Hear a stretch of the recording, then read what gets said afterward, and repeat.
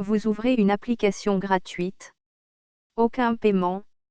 Aucun abonnement. En quelques secondes, vous regardez une vidéo, consultez un itinéraire ou échangez avec vos proches.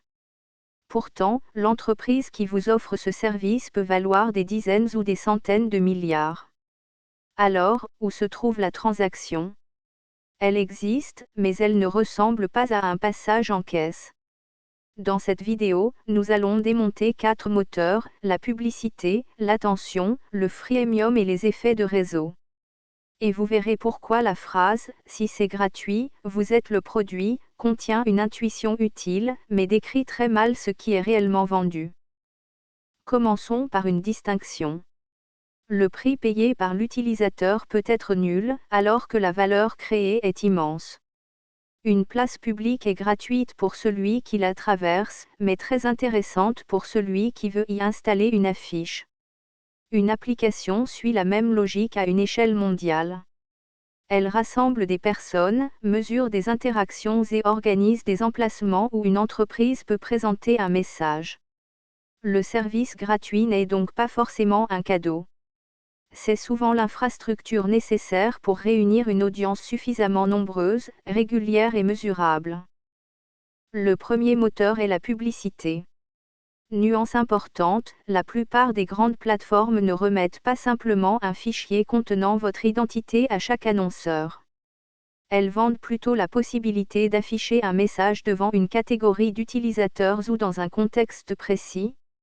L'annonceur choisit un objectif, une audience et un budget. La plateforme organise ensuite une mise en concurrence pour les emplacements disponibles. En 2025, Alphabet indiquait encore générer plus de 70% de son chiffre d'affaires grâce à la publicité en ligne. Ce n'est donc pas un revenu secondaire. C'est le moteur central qui finance une grande partie des services gratuits. Quand une publicité apparaît, plusieurs annonceurs peuvent avoir voulu cet emplacement. Le gagnant n'est pas toujours celui qui propose le prix le plus élevé. La plateforme peut aussi estimer la pertinence du message, la probabilité d'un clic ou la qualité de l'expérience.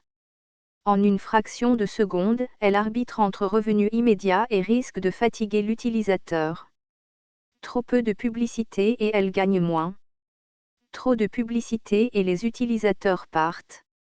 Le produit économique n'est donc pas seulement votre attention. C'est une attention organisée, prédite et vendue au bon moment sans détruire le service qu'il a créé. À quoi servent alors les données? Principalement à réduire l'incertitude.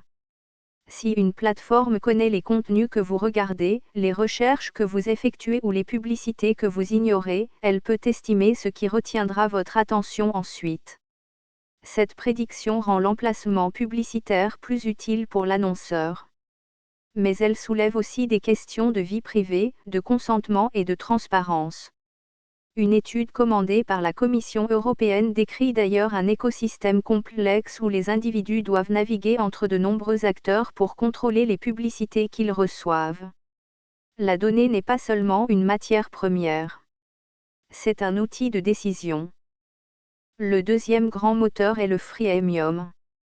Ici, la majorité utilise une version gratuite et une minorité paie pour davantage de stockage, l'absence de publicité, des fonctions avancées ou un meilleur confort. La gratuité réduit presque à zéro la difficulté d'essayer le service. Elle permet donc de construire très vite une base d'utilisateurs. Ensuite, l'entreprise observe quels usages deviennent suffisamment importants pour justifier un abonnement. Le pari est mathématique, si le coût de servir un utilisateur supplémentaire reste faible, une petite proportion de clients payants peut financer une population beaucoup plus grande.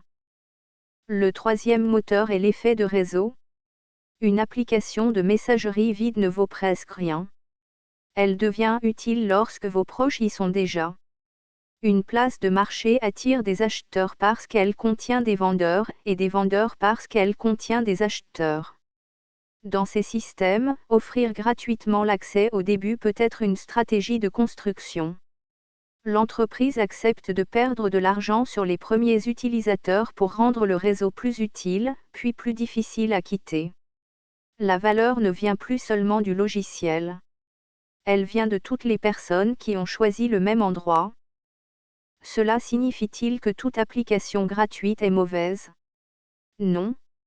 Vous pouvez recevoir un service réellement utile sans sortir votre carte bancaire.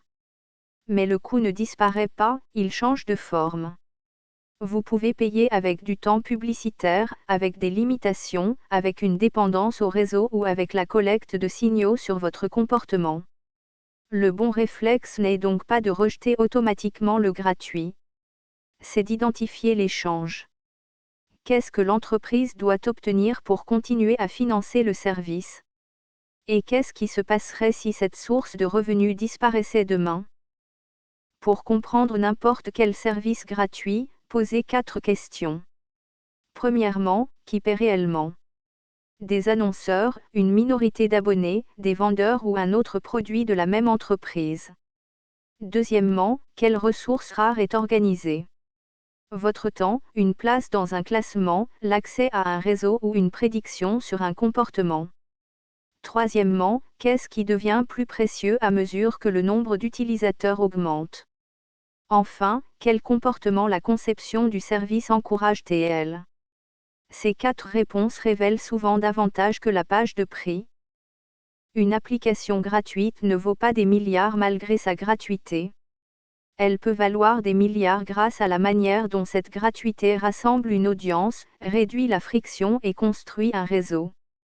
Ce qui est vendu n'est pas toujours votre donnée brute. C'est souvent un accès mesurable, une prédiction, une option premium ou une position dans un écosystème. La prochaine fois qu'un service ne vous demande aucun paiement, ne demandez pas seulement « où est le piège ?». Demandez plutôt « quelle machine économique rend ce prix possible ?» C'est précisément cette machine que nous continuerons à rendre visible ici,